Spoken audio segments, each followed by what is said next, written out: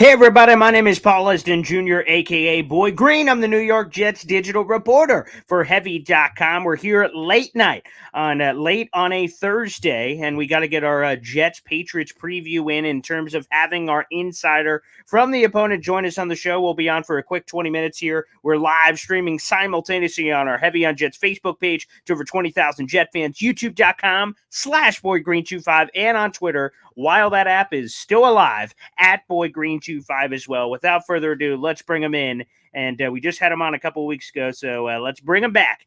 There's, of course, Pat Lane of the Pat's Pulpit. And of course, check him out, of course, the Patriots Nation podcast as well. Pat, what's up, man? Yes, sir. How you doing? I'm doing good. You doing good? Yeah, I'm good and bad, because I'm going to be honest. I feel like I'm curious what Patriots people think of this, because we just had the first Patriots Jets game, which we had Jets Patriots. We each had a game bye week, and now we're coming back together here.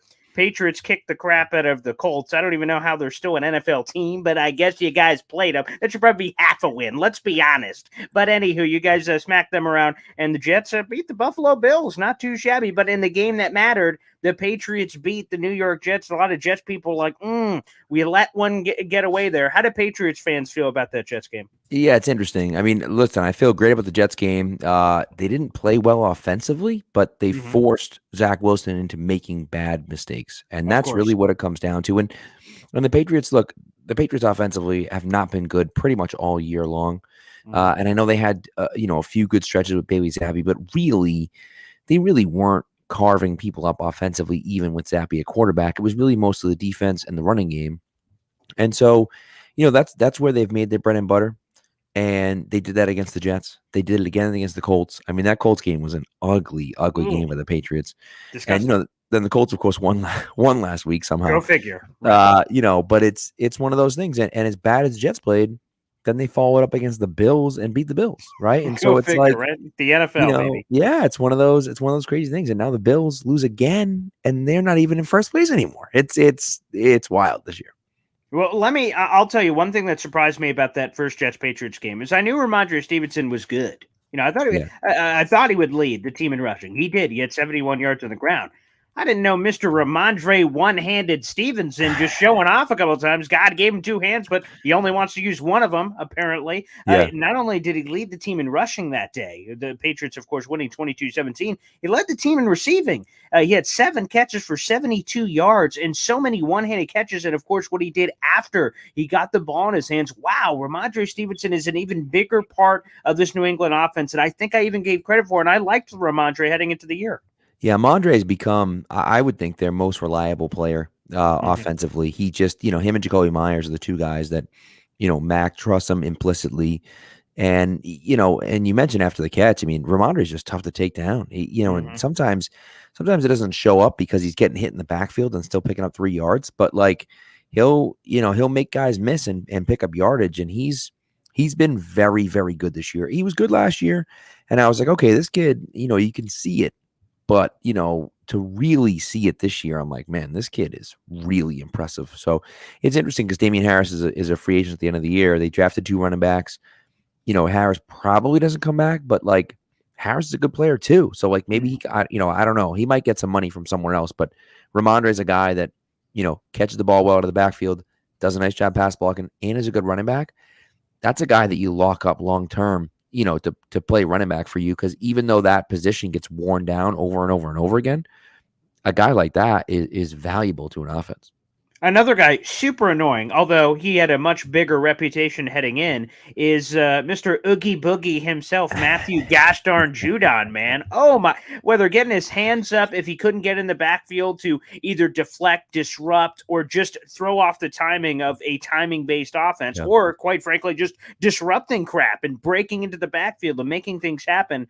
And maybe some Patriot fans were offended. We did a live stream earlier this week, and I said, I know he's not Myles Garrett, but, man, Matthew Matthew Judon, you got to give him the Myles Garrett treatment. And that's what the Jets did to the Browns earlier this year. And they had great success after some initial gas early on, is chipping him with running backs, chipping him with tight ends, and frustrating him and making him work for everything. And by the end of the game, Myles Garrett was sucking wind. And after the game, he said, man, they just gave me the business throughout the entire game. So I mentioned that earlier this week, and I had a couple Patriot fans saying, not Myles Garrett, look at the stats, buddy. So maybe Matthew Judon does deserve to be in that light, but nonetheless, another annoying dude that obviously had a tremendous impact on that first game.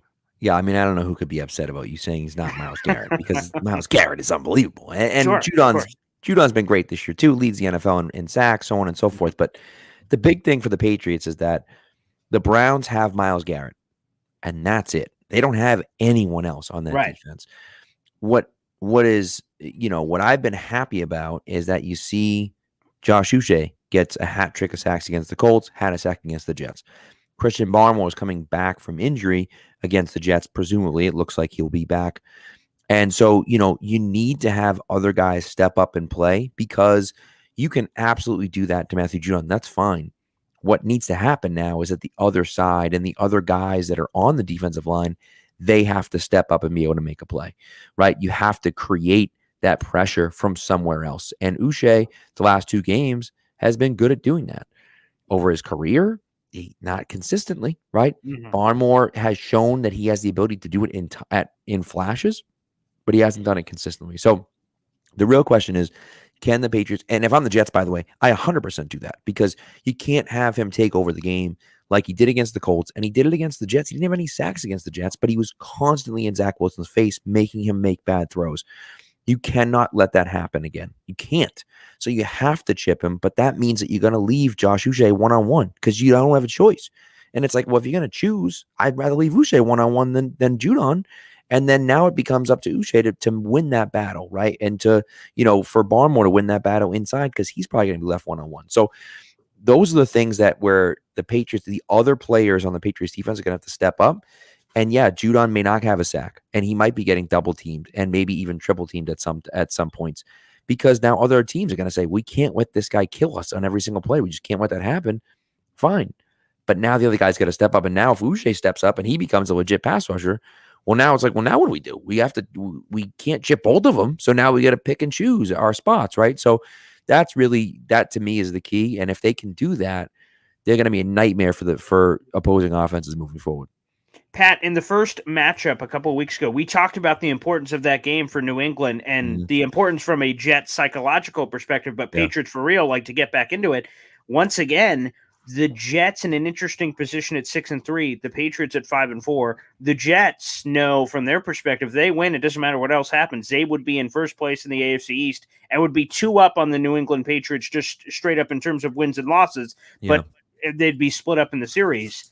Although on the other side, there's a realistic path that if the Jets lose, they shift to last place in the division, because it's arguably the best division in all football. And the Patriots would have swept the Jets and have the same record. So there seems to be, not to have the hyperbolic nature that we had a couple weeks ago, but this one feels so incredibly important for both sides to determine where they go from here. Yeah, and you know what? And the big thing for me with the Patriots is that, it's after this, it gets really, really difficult. Oh, yeah. You get the Vikings, who keep winning games, then the Bills after them, and then you get, team after team after team, and it's like, it's all hard, right? The Bengals are in there, the Bengals are in there, the Bills are in there twice.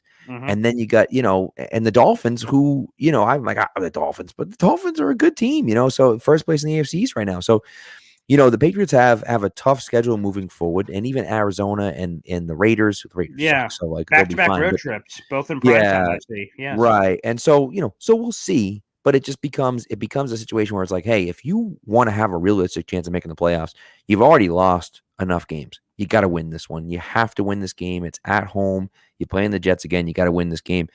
And like you say, for the Jets, you're a young team. You just lost the Patriots, and then you follow that up with a huge win against the Bills, which was awesome. Now it's like, okay, now we got to get the monkey off our back and beat the Patriots. And if you can't beat the Patriots again, Now it's like, man, like what the hell? Maybe Yes. the Jets game, maybe the Bills game was a fluke, and maybe we're not as good Mhm. as we thought. And no, those thoughts start creeping into your head, right? So it's a huge game for both sides. And I don't think it's hyperbolic at all to say that because the Patriots lose and they're back down to 500 again, right? And in this division, I mean, like you're way back in this division if that's the case. So, and there's a possibility now that all four teams in the AFC East make the playoffs. That's a Crazy. And possible that's never scenario. happened in NFL history that a full No, division has made it. which would be So, yeah. wild, right? Yeah. But like at the same time, there's at least one or two other decent teams in the AFC that at least have a shot at doing that. So, you know, do you really want to be competing against the Chargers for that seventh spot, and you're the fourth team in the AFC East? Like, I don't love that idea, right? So win this game, and then you have to worry about that a little bit less. And wow, Pat, I actually look at this. So after the Patriots play the Jets, if I have this right, the Patriots have 4 straight. a straight month of primetime games. Yeah, I'm it's seeing crazy. Minnesota Bills, Arizona Raiders, 3 of the next 4 on the road, obviously not including this Jets game where they're in the Right. lovely confines of Foxborough. What a wild little statistical anomaly there. That is Yeah. wild. I have no idea what's happening. What's funny is that, and I mentioned this last time I was on the show, the Patriots come off the bye against the Jets. Oh, the Jets are also coming off the bye. The Correct. Patriots play Thursday night, so they have a short week. Fine. Oh, they followed up with a Thursday game the next week. Oh, great. They have the Bills also play on Thursday, and it's like, what the hell, dude? Like, That's so weird. it is kind of funny that you kind of have that thing, but it's strange to play 4 straight. I wouldn't necessarily be surprised to see that Raiders game get flexed out of the 8:30 matchup because that team blows. And I know you can have the McDaniels Belichick thing, right, but like, which is what they were thinking, I'm sure. that only goes so far. And with the Patriots playing 4 straight Sunday night games, or 4 straight, primetime games, they might say, get that thing the hell out of there and put something else up there. But again, then it's like, well, now it's got to go to the 425 slot because it has to, right? And so you got to because it's out west, obviously. So we'll see. You never know, but yeah, it's a really strange schedule anomaly.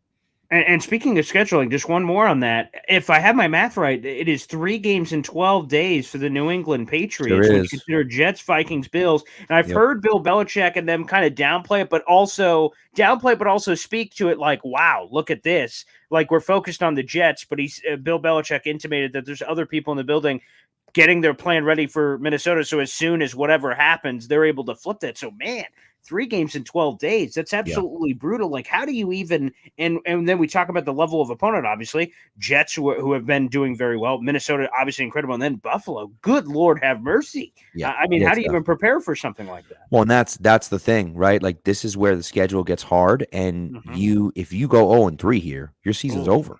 Your season's done. So it's like one of those things where that's why this Jets game becomes so important because you're like, all right, Jets game. Now we got a short week against Minnesota. That's a tough game going into Minnesota, but primetime Kirk Cousins. So that's good news to the Patriots, right? So like maybe you steal that one. Well, now if you've won those two, even if you lose to Buffalo, you're still in a good position, right? Or if you beat the Jets and then you lose to Minnesota, hey, you got a shot to beat Buffalo on Thursday night at home. If you do that, now all of a sudden you're still in the mix, right? So, but if you lose the Jets game, now you're like, we got to win both those games, and after a tough loss on a short week, like it's hard to do. So there's definitely, that's why to me this Jets game is so hugely important because you have to believe. And look, we're at the same spot right here. We're like fighting at the fringe of the playoffs, and it's like, hey, if you're a real playoff team, you got to beat those other fringe playoff teams. And if you can't, then maybe you're not a playoff team, right? And so then it's like, if the Patriots lose, it's like, well, are they really a playoff team? They can't beat the Jets. If the Jets lose, they're like, wow, are they really? They couldn't beat the Patriots. So it's like, you know what I mean? It's tough. Again, everybody, no matter where you're watching, make sure you show your support. Like the video, hit subscribe down below, and also hit Pat Lane on Twitter as well. Plain_Pats. Again, he is the co-host of the Patriot Nation podcast. Also does great work for Pat's Pulpit, which is the SB Nation affiliate doing all things New England Patriots here on the show. And let me ask you, Pat, the last time we chatted, Mac Jones, Bailey, Zappi, a lot of QB controversy. A month later, is that all put to bed? I know the Patriots have been doing some winning themselves, obviously. They've Yeah. won 4 of their last 5, but Mac Jones hasn't been necessarily spectacular in those. So is the Zappy noise quieted because it's wins? Is that still kind of bubbling beneath the surface? I What's think the I thought think the there? Zappy noise is quieted a little bit because I think people realize that Zappy isn't that good. And he's okay, but he's just like that shiny new toy that people like. I think Mac has, he's struggled. He's having a hard time, and I don't know why. I don't know if it's the offense. I have no idea what's going on, but you really hope that over the bye that they did some self scouting, and they can put him in positions they put Zappy in, like because Zappy was able to make easy throws. And the thing with Mac that's so strange is that he's taken that kind of a step back from last year. He was so good last year in those quick reads, reading the reading the defense, making the right throw at the right time, and he just has struggled with that this year. So it's really kind of curious as to what's going on. And it's funny because I thought the best game of the season was the Baltimore game, and I know he did have a lot of turnovers in that game, but I thought that was his best game of the season. And if you really watch the tape, and then he gets hurt, and then he comes back, and he's not 100%, and they're still trying. So you wonder if that has anything to do with it, but I don't know. He has to play better. He has to, and now it becomes that point where you're like, well, is he the guy or not? I don't think Bailey Zappi's the guy, but is Mac Jones the guy? And we don't know that right now. And last year, if you would ask me last year, I'd say for sure he's definitely the guy if he keeps on this track.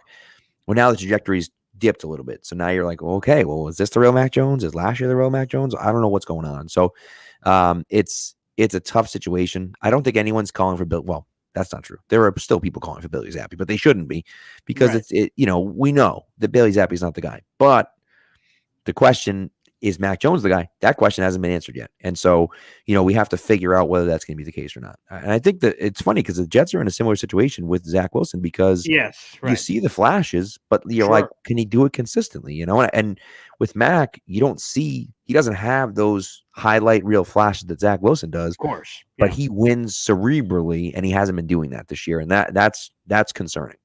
What's your gut say? Josh McDaniels, of course, leaves. The Yeah. mastermind, of course, behind everything.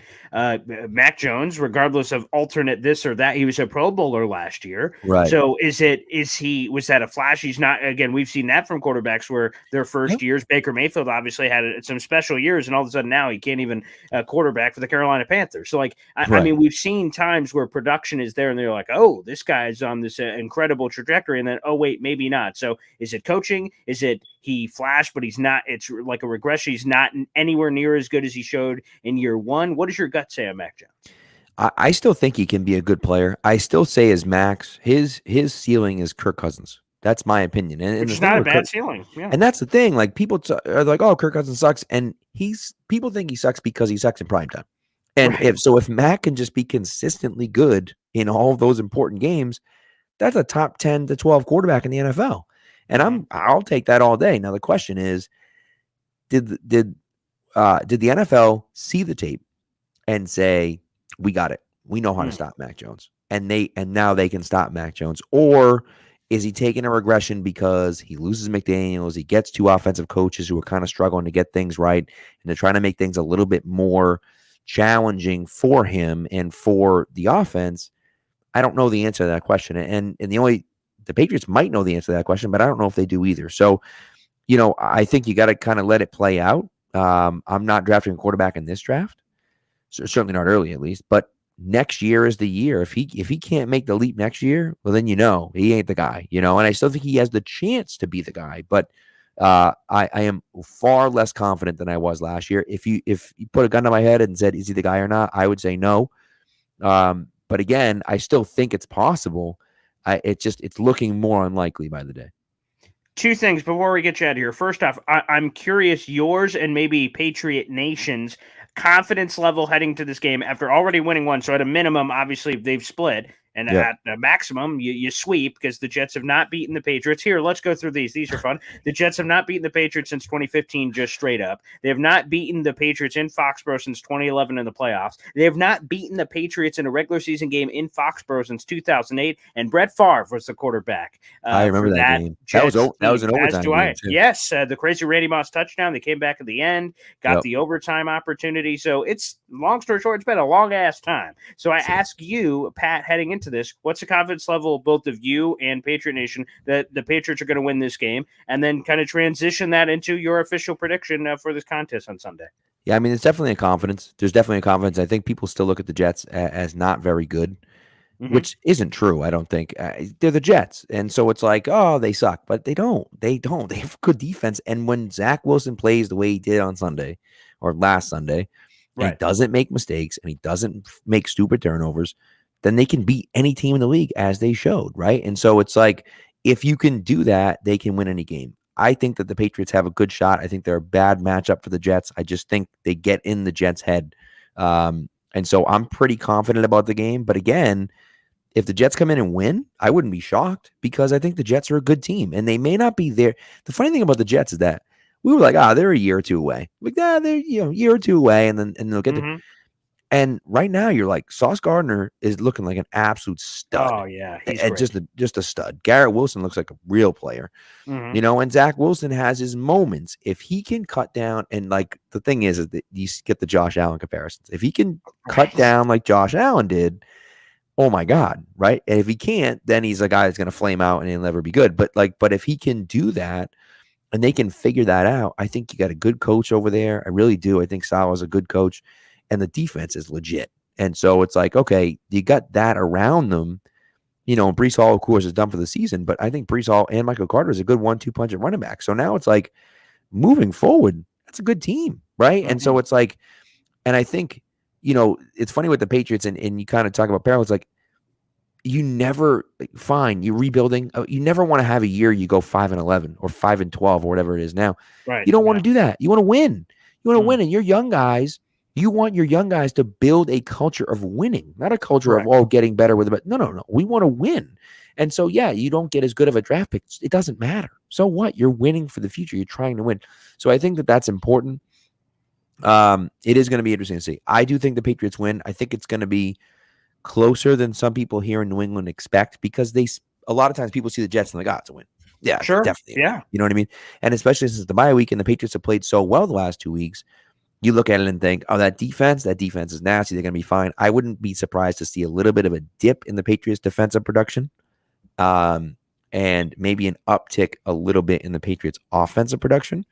And then they meet kind of somewhere in the middle and ends up being a fairly close game again, like the first one was, and the Patriots able to pull it out by 4 or 5 points.